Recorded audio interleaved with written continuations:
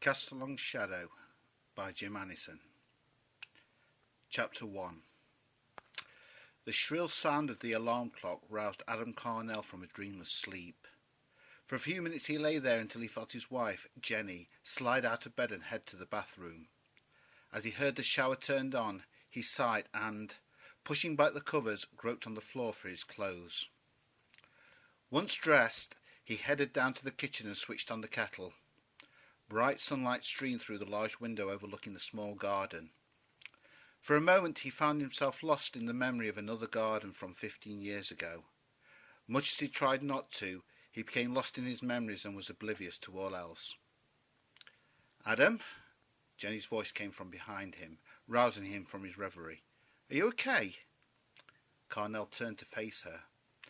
The sunlight that streamed through the windows was reflected in the glossy darkness of her hair, picking out the glittering beads woven into it. Her brown eyes, almost the same colour as her skin, held a look of concern. "I'm fine," he replied. "I was miles away." He looked her up and down. "You look great," he said, taking in the pale blue blouse and darker blue skirt she wore. "Nervous?" "Why would I be nervous?" she asked, teeth flashing brightly in her dark face. Carnell shrugged. "First day in your new job. Good reason for nerves, if you ask me." Jenny cocked her head to one side. "A little," she confessed. "So, what are your plans for the day?" He sighed. "A quick run into town to pick up some more paint, then I suppose I'll continue with that landscape I've been working on." "Still no commissions?" He shook his head. "Other than John promising me the new Spindrift cover, nothing. It's a whole lost weekend thing I did before I met you. Mike seems to think it makes potential clients a touch nervous." "Well," snapped Jenny, her eyes flashing, "he's not doing his job as your agent, then. Surely he should be reassuring them that you'll stick to any deadline set." Carnell shrugged. "There's only so much he can do. A reputation for unreliability can be hard to shake. Fortunately, the sale of Mosscroft allows us, financially, to keep our heads above water, with your help, of course." He looked at the ceiling. "Maybe it's time I got myself a proper job." Jenny laughed. "Did I tell you I was talking to Nathaniel the other day?" "Yes, you did, and my answer's still the same. I've spent enough time poking around haunted houses. I am not going to work for ISIS. So what are you going to do?" "Beats me. Maybe I ought to set myself up as a wedding photographer. Steady enough work." Jenny gave him a hard look. "I can't see you doing that." "Maybe, but I can't think of anything else." "What about teaching?" "Teaching?" Jenny nodded. "It just so happens that a vacancy for a junior lecturer has arisen in the art department. I had a word with the dean, and he said that he'd consider your application." Carnell pursed his lips. "It can't hurt." Jenny glanced at her watch.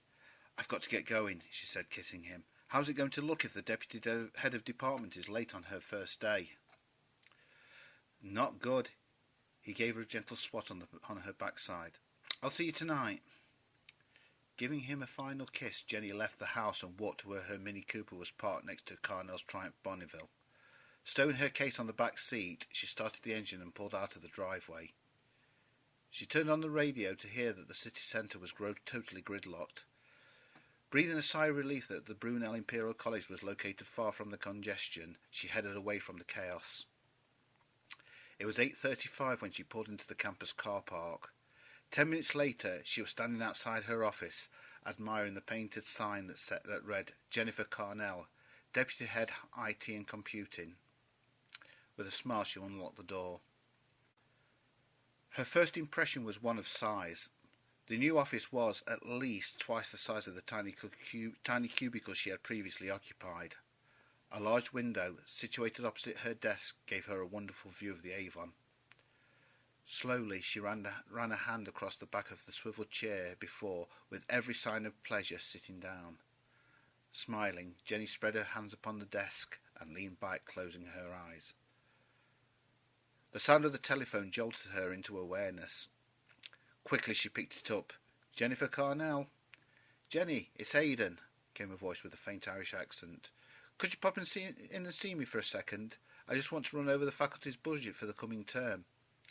No problem, Aidan, she replied. Be right there. With a last look around her new office, she got to her feet and headed out the door. It was just after midday when she returned. The sun had moved and was now shining through the large window. In her absence, someone had deposited a large stack of files on her desk. With a sigh, she sat down and began to sort through it. As she worked through the pile, Jenny began to feel an odd sensation at the back of her neck. It was as if a pair of eyes, cold and unfriendly, were watching her every move. Once or twice she looked around the office, expecting to find an audience to her work, but every time she found herself alone. Getting to her feet, she crossed to the window and looked out over the campus grounds. The good weather had brought the students who had already arrived out into the open air. Most were sitting in the shade provided by the numerous trees that dotted the riverbank. As she was about to return to her desk, Jenny froze as, out of the corner of her eye, she caught sight of a dark figure standing alone beneath the drooping branches of a weeping willow. A cold thrill of familiarity danced down her spine as she gazed at the solitary form. Without knowing why, she turned and ran out of the building, heading towards where she had seen it. As she arrived, she caught a final glimpse of the figure as it was obscured by the thick branches. Carefully, she made her way around the thick trunk of the ancient tree and stopped. The stretch of ground between the tree and the river was empty. Her brow furrowed, Jenny stepped forward and looked in all directions, but there was no one to be seen. Distantly, over the noise of water lapping against the bank, she caught the sound of distant laughter, but nothing else, nothing close. For a moment she stood there, struggling to catch her breath as her chest felt like an iron band was wrapped around it. "What's going on?" she said, half to herself as her breathing became easier. With a shake of her head, she retraced her steps back to her office. The interior of the building was dim and cool after the glare of the sunlit campus. Jenny's heels echoed on the tiled floor as she strode down the corridor. Outside of her office, she paused, hand on the doorknob, as a wave of unease swept over her. Cautiously, almost reluctantly, she pushed the door open and stepped over the threshold. A strangled gasp escaped from her throat as she surveyed the interior of the office. The blind was down, plunging the room into semi-darkness, and her chair had been tipped onto its side. The stack of files which she had been working through were in total disarray, the pages scattered across the floor, and it was cold. Stepping deeper into the room, Jenny felt goosebumps rise on her bare arms. "What the—" she began. Her voice died as the silence was broken by a resounding crash. The door had slammed shut with enough force to make the drawn blinds vibrate. Jenny stood there, gulping in lungfuls of air as she felt her heart hammering at her ribs. With an effort she turned around. The relief she felt at finding the office empty washed over her with such intensity that she felt her knees begin to buckle as the adrenaline leaked from her system. Dizzy, she slumped against the edge of her desk. Once she felt steady enough to walk, she moved to the window and raised the blinds. It was only as the room was flooded with sunlight that the realization struck her. She had not lowered them.